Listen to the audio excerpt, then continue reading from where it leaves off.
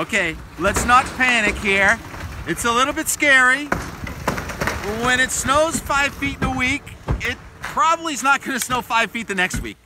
The sun is shining midweek, classic spring skiing in northern Vermont. The snowpack got to 100 inches faster than any year since 1969. So we get that going for us, and it's the deepest snow we've had this time of year since about 2011. So the snowpack is here, and flood watches are up for northern New England, especially northern New York, northern Vermont, and they may be expanded because the temperature is going to 60 degrees on our Friday. It may cool off a bit early Friday, but then it could rain a little bit later Friday. So we're going to go from classic spring, fast in the morning, to soft in the afternoon. It's been beautiful. To more of a, oh, watch out, I think there's running water near the lower elevations during Saturday afternoon as rain moves across Pennsylvania and New York. This is a blizzard on the other side with the blue arrows, but the red arrows, that's a lot of warm air.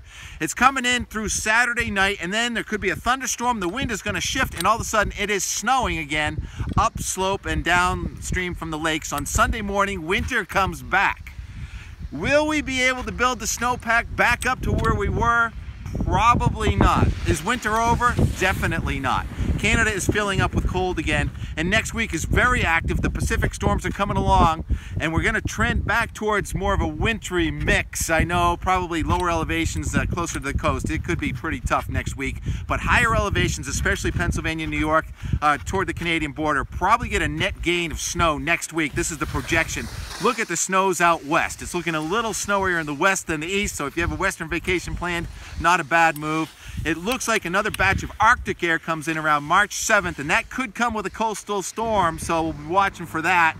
The warm air is not that far away, but neither is the cold, so that means plenty of action. Beautiful, having fun here at Mount Mansfield.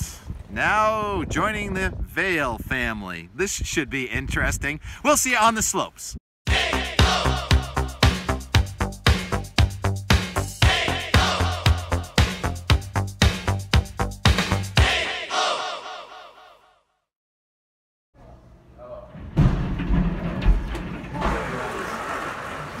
Success. You guys are my new heroes. Yes. John, nice to meet you. You too, Tim.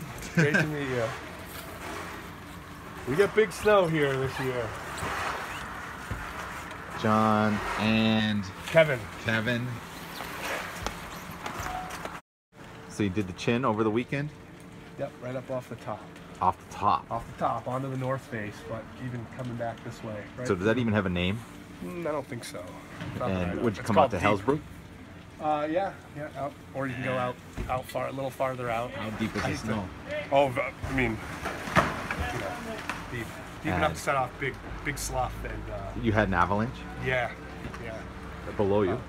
Yeah, I mean, I knew it was going to go. I got to the top of the chute, which is pretty big cliffs all around it. And so once you get in there, I knew with nobody had skied it, 4 feet of snow, sitting on it was going to slide. So I made couple turns, pulled off to the right, and then just watched it build, and then it went full width of the whole thing and just right to the bottom.